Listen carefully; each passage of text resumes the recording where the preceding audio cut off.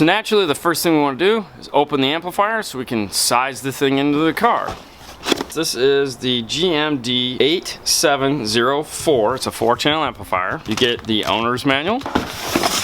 You get a bag of goodies here. In the bag, this amplifier will do high level or low level input, and it does it through the RCA inputs. So they give you this cool pigtail here that is speaker wire to RCAs. This is an updated version of this. It used to come with just these ends stripped. Now they're adding in these little wires right here. I like this a lot better. This is nice. It has a subwoofer volume control so that if you wanted to do a mixed application, meaning use 1 and 2 for fronts, and 3 and 4 bridge to a subwoofer, it comes with a subwoofer for level control, and that's this guy right here. Now this particular amplifier has 2 30-amp fuses, and it has the one thing that I criticize the most about these amplifiers that Pioneer makes. They've been doing this for a while now, and honestly, drives me crazy. Rockford does it too on their Prime amplifiers. I hate this design right here. The reason is the wires come out at an angle like this. They should come straight out, because in a situation like this, where this needs to be up against the floor and not have risers on it, the wire is going to come out and bend. I don't like that. There's no reason to have this type of end.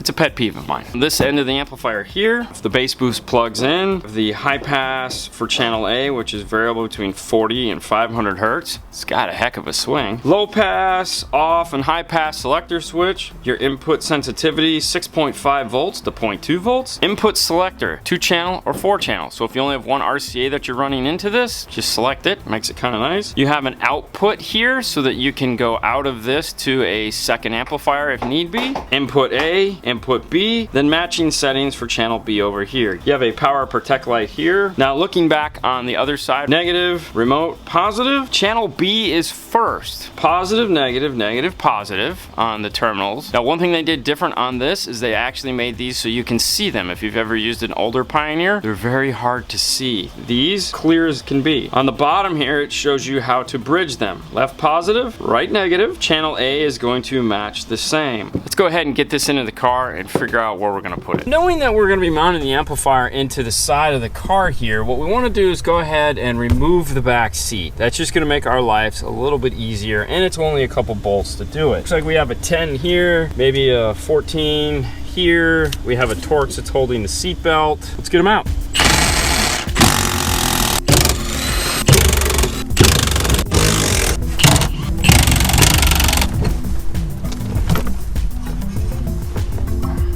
So for this, there's a little lever right here.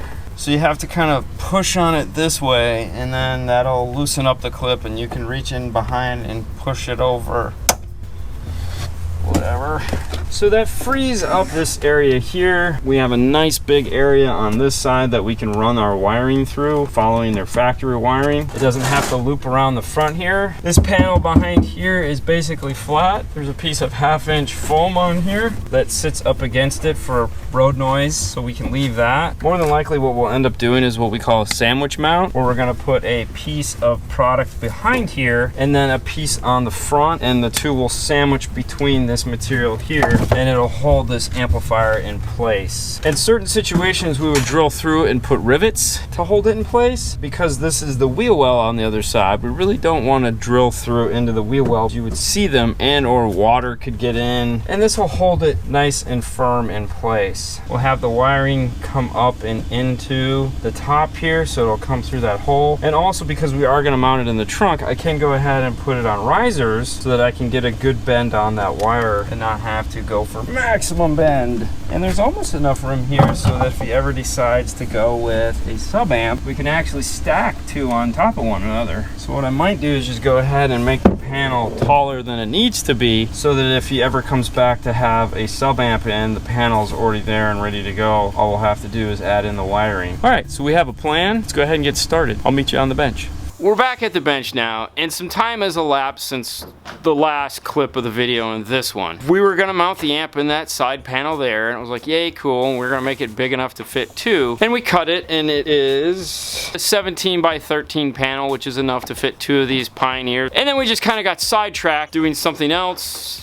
And so here we are now, a little further along than we'd normally like to be in one of these videos. But what have we done so far? The first thing is, since we're only doing a 4-channel amp, we ran a 4-channel RCA. So we have a 17-foot 4000 series Stinger RCA. And the nice thing about the 4 channels, it says R, it says F, but we still go ahead and we put on our colored ends here that make it go in. And these are the same colors as the speaker wires we talked about. Why we like these is because they're flat. So these will lay flat in the car. And we put risers on the amplifier like we talked about. So we were able to zip tie the RCA down underneath the amplifier, thus allowing us to push this amplifier all the way to the edge here. So that is done. And then what we were looking at is how are we going to get these speaker wires and RCAs and power wire through here? And I was like, you know, these bridges that we've been using is a really good idea. So we went ahead and added more 1/2 inch here, this groundwork. And really the problem in that bend is here on the power side. So I wanted to make sure we could go the full length down to this to bend that power wire. It's gonna go into this channel right here and come out. And then there's this area right here. So if we were to take this amp and move it here as a mono block, this is where the power wire would be going into that next one. So this is going to zip tie across like this along with the RCAs. And this area here would be where the mono block is gonna go and this stuff won't get in the way. And then our RCA is gonna run up here next to it and go like this. So that's what we're doing right now. We've also braided up the ends of the speaker wires and the speed wire so that this will match up into these outputs, because remember, rear is first, front is second. So when you're adding in this piece of shrink wrap and you're braiding these wires, you want to braid them so that they're laying properly. On the top, we want to make sure the front is on the top here like this so that they'll go into this side first, and the rear is the same way, so it'll go here, and then the remote turn on will reach over here into the power section. We're using zip ties and we're going to go ahead and we're putting the heads on the back side. This is also another thing that when we're building these amp boards we have to think about, because depending on what this is going to get screwed up against, these heads, they add another 1/8 of an inch. For us, there's carpet and then whatnot, so these will go into the carpet no problem. I think we're caught up. Let's continue on with the amp rack.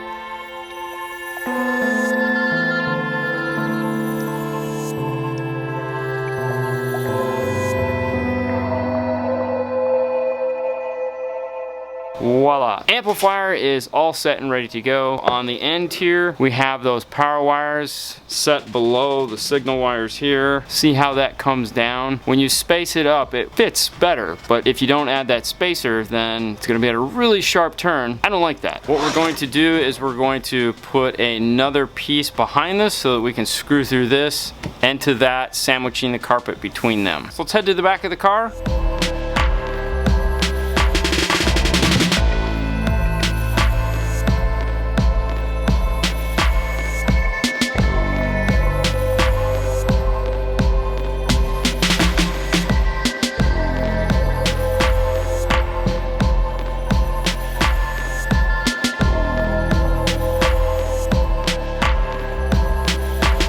The amplifier is mounted in place. Because of the taper, this area right here, we just made the panel that we used from here to here in the back, and there again we made it out of 1/2 inch. We also left that jute behind there that was behind there, so this is bulged out 1 inch, but because there was plenty of play in this carpeted mat, it's not going to affect it at all. We ran the wires up into the side here, which is right on the other side of the hole where the factory wiring comes out, and of course we've zip tied the wire into the factory wiring harness so we don't have to worry about it getting in the way of any clips. The only thing we have to do is go ahead and ground the amplifier.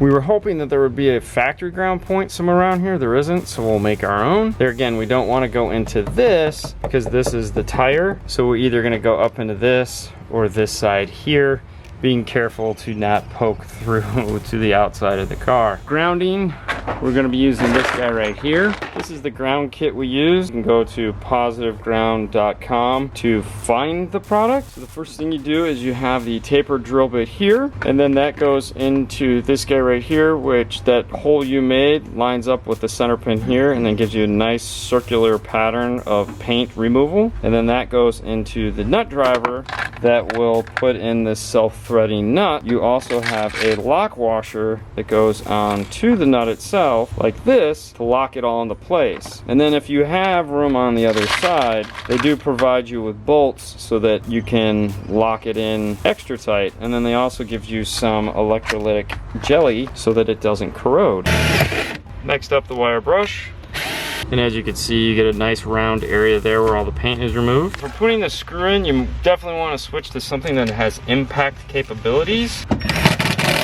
So there you go, you have a nice bite on the ground. You don't have to worry about it twisting. For the most part, this area is done back here. I'm gonna go ahead and clip off these zip tie ends because obviously we're not gonna leave them like that. And I can put the back of this car back together. So I'll put in these side panels, bolt the seat back into place. What we made here is what we like to call our standard S-bend, meaning it's mounted down here, angles up and angles over in the shape of an S. It's made out of 1/4 inch ABS. Anytime you're going under the hood, you definitely wanna use ABS and not the blown PVC, because this can handle the heat. ABS, ABS, ABS. Short run to the battery, attached to the factory bolt here. All right, so we're gonna go ahead and unplug the airbag so it's not in our way for right now. We'll tuck the wire over here to the side. We have our RCAs all set. We can plug those into the front and rear. Now, when you're plugging in front and rear on a radio, make sure you read the back of the radio. It doesn't always go front, rear, sub. Like on a Kenwood, it actually goes rear, front, sub. We'll get our main power plugged in. We got our antenna, and of course we have the Bluetooth mic. Now I do like the way Sony makes their inputs different colors. So you have like a blue and a red, and it just makes things easier, so it's just not all black holes. So we'll go ahead and plug back in the airbag and we'll turn it on.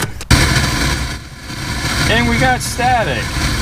So we get asked often why we wait till the very end to do the polarity check, like the door panels are already on and everything's pretty much already done. And that in itself is actually the answer to the question. For example, you have the speakers go in the door, connection number 1. We had to add in any wiring, that would be connection number 2. Then you have connection number 3 at the amplifier. Then you have connection number 4 behind the radio. And then there could be other connections depending on how you ran it, but there's 4 connections in this car. car that could be backwards. In order to test that, we need to go to the source, which is in this case the CD player, and from there out to the speakers. So we need to test all 4 of those connections on all 6 of the speakers in this car. That's why we wait till the very end. The reason why we put the door panels back on the car and we don't leave them off until we get to this point is because it's a small install bay, and for us it's much safer to put the doors back on the car than to leave them off and run the risk of knocking them over or getting them scratched, or someone like Paul coming through the install bay not paying attention and kicking them and they get knocked over. We don't want to risk that.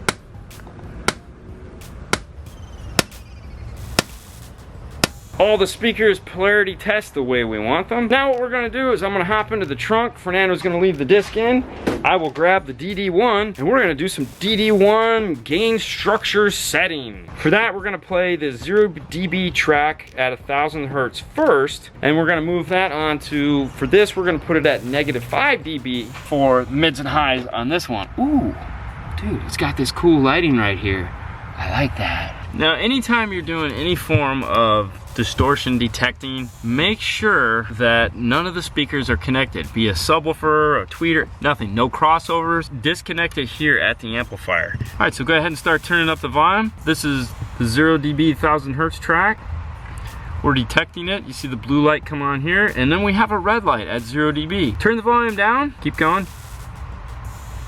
Keep going. Oh, right there. Go up one, down one.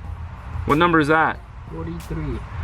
43. Now we'll go ahead and we'll play the 40 Hertz test tone just to see where it is for that as well. So we'll play 0 dB at 40 Hertz. Even though this is a high pass amplifier, that's okay. We just want to see where it's going to clip at on both. Go to 44. 44. And 44 distorts, 43 doesn't.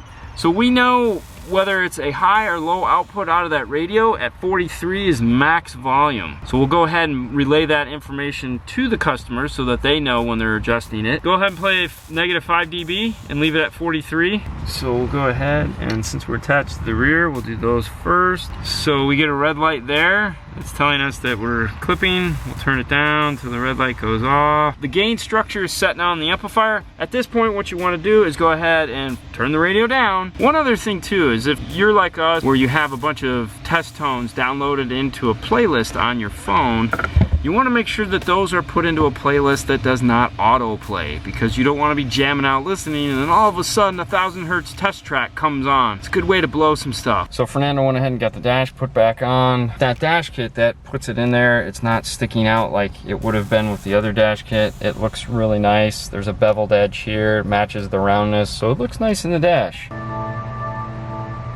Babe, I'm leaving. I must be on my way.